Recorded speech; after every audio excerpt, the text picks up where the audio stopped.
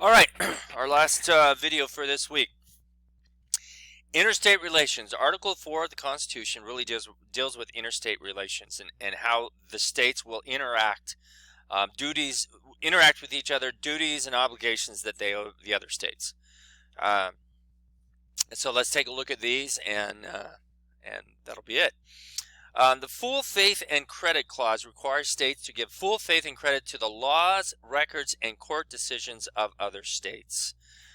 So, for instance, if you declare bankruptcy in one state, you cannot flee to another state or not move to another state just to get out of paying that bankruptcy judgment, that certain things you still have to pay, because now you're in another state and its laws apply. So this full faith and credit clause requires states to maintain those obligations, and it just has more to do with that. For instance, marriage. If you are married in one state, I was married in the state of California, and does that mean if I move to another state, I'm no longer married? If I'm traveling to another state, I'm no longer married? No, the full faith and credit clause requires that those states recognize what happened in the other state. Now, Congress did carve out an exception to this early on with respect to marriage, and they actually argued that, or passed a law that said this did not deal with marriages that were between a man and a man or a woman and a woman. It just dealt only with heterosexual marriages. That, of course, has now been declared unconstitutional with the Supreme Court's new view on same-gender marriage. All right, full faith and credit clause. There it is. Another clause of the Constitution in Article 4. The Privileges and Immunities Clause. States may not discriminate against citizens of other states. You can't do it. You can't say one law applies to citizens of your state and another law applies to those people who are visitors. Illegal.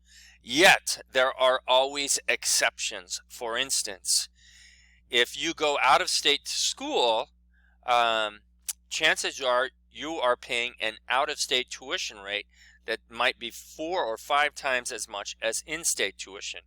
If you are hunting in a state that is not your own, you'll pay an out-of-state licensing fee that might be 3 or 4 times as much as an in-state licensing fee would be. The courts have said this is okay. The theory behind this is, if you're a citizen of a state, your taxes that you've been paying help go to support those schools, or help go to support the fish and game of that state, and therefore if you're not a citizen, you haven't been paying taxes, and you should pay more to avail yourself of those services. So there are always exceptions, but in general, privileges and immunities, you cannot discriminate against citizens of other states. And just come at them because you can, because they're not a citizen of your state. The extradition clause, really no exception here. The extradition clause provides the mandatory return of criminals who flee across state lines. So all states, all 50 states owe this duty to other states. If you have one criminal flee from your state to another state, and the other state shows you the probable cause, you got to send him back. There's a kid by the name of Jeremy Strohmeyer, went to Nevada, just across the state line at Whiskey Pete's. If you ever drive the 15, Whiskey Pete's is right there on the left as you're going towards Nevada. Went in there, raped a little 8-year-old girl, killed her in the men's bathroom in a stall, raped and killed her.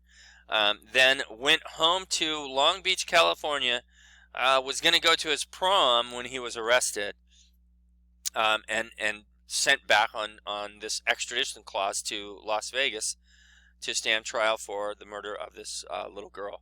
A good policy there, a good policy, that extradition clause. You don't want this to be an ollie auction, free zone for just criminals who go off and do things. So there are, to sum up here, there are sources of conflict inherent in our federal system. You have the implied powers that we have talked about, the necessary and proper clause, which has been called the elastic clause because it has allowed the federal government to stretch its power. It's just been able to use that power to say we have these powers because they are necessary and proper to carry into execution foregoing powers.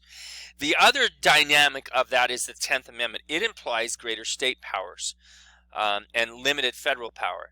The powers not delegated to the United States by the Constitution or prohibited by it to the states are reserved to the states respectively or to the people. So you have these two juxtaposed against each other.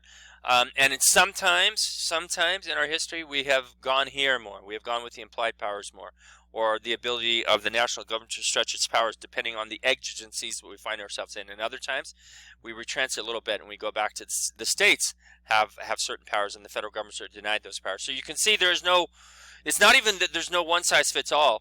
There's no one circumstances is always going to be there, and nothing will change that.